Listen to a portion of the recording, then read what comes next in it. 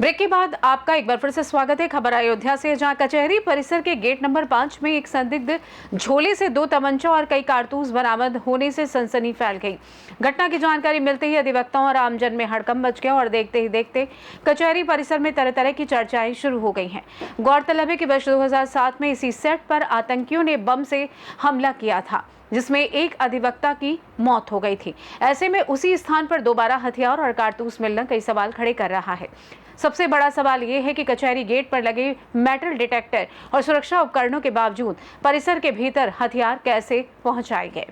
घटना के बाद कोतवाली नगर पुलिस के साथ साथ फॉरेंसिक टीम और खुफिया विभाग के अधिकारी मौके पर पहुंच गए हैं और जांच में जुट गए हैं। फिलहाल पुलिस ने बरामद तमंचा और कारतूस को कब्जे में लेकर मामले की तहकीकात शुरू कर दी है। सुरक्षा को देखते हुए कचहरी परिसर में पुलिस बल की तैनाती भी बढ़ा दी गई है। देखिए, आज मॉर्निंग में जो हमारा कलेक्ट्रेट और कचहरी परिसर है, उसकी नियमित रूप से एएस चेक टीम द्वारा, बीडीडीएस द्वारा, डॉग स्क्वाड द्वारा इसकी नियमित चेकिंग होती है। आज जब वो हमारी टीम सघन चेकिंग कर रही थी, उसी समय पर उनको एक अनक्लेम्ड बैग मिला, जिसको खोलकर देखा गया तो उसमें से 2 कंट्री मेड वेपन्स और 4 उसमें से कार्ट्रिजेस मिले हैं। तत्काल इस संबंध में सभी उच्च अधिकारियों को सूचना दी गई, आदरणीय डिस्ट्रिक्ट जज साहब को और बार के भी सभी मेंबर्स को इस बारे में जानकारी दी गई। उसके उपरांत हमारे डीएम साहब द्वारा और डिस्ट्रिक्ट जज साहब द्वारा संयुक्त रूप से इस पूरे परिसर का भ्रमण किया गया है। कहाँ कहाँ से एंट्री गेट्स और एग्ज़िट गेट्स हैं, उसका भ्रमण किया गया है। इसकी सुरक्षा में जो हमारी फोर्स लगी हुई है और साथ साथ के जो सुरक्षा के उपकरण हैं, चाहे वो सीसीटीवी कैमराज हों, डीएफएमडीज़ हों, एचएचएमडीज़ हों या अन्य जो उपकरण हैं, उनकी भी समीक्षा की गई है। इस पूरे परिसर की सुरक्षा कैसे उच्च स्तरीय बनाई जाए और कैसे इसमें और हम लोगों को आगे चल के क्या क्या स्टेप्स लेने हैं, उसमें बड़ी विस्तृत चर्चा हुई है। इसमें जो रिकमेंडेशंस हैं उसके आधार पर हम लोग इसको और सुदृढ़ करेंगे।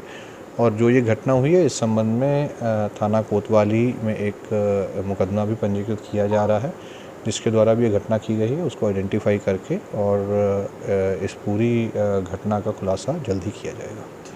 नंबर 5 पर एक अधिवक्ता के तख्ते पर 2 कट्टा और 315 कारतूस मिले हैं। हम लोग मौके पर गए, पुलिस वाले उसको लेकर गए।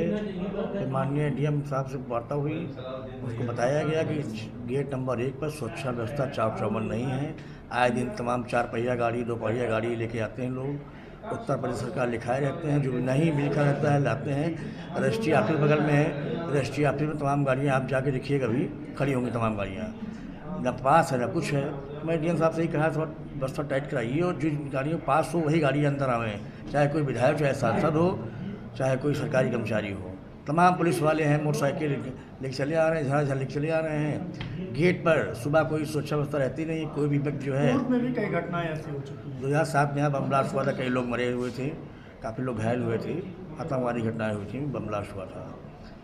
तो कभी भी जो है किसी टाइम कोई व्यक्ति बम ला के प्लान कर दे तक तो नीचे, और जब कहीं भीड़ भाड़ 12-1 बजे भीड़ भाड़ होती है, टाइमिंग सेट किए, ब्लास्ट हो जाए, कोई बड़ी घटना घट सकती है।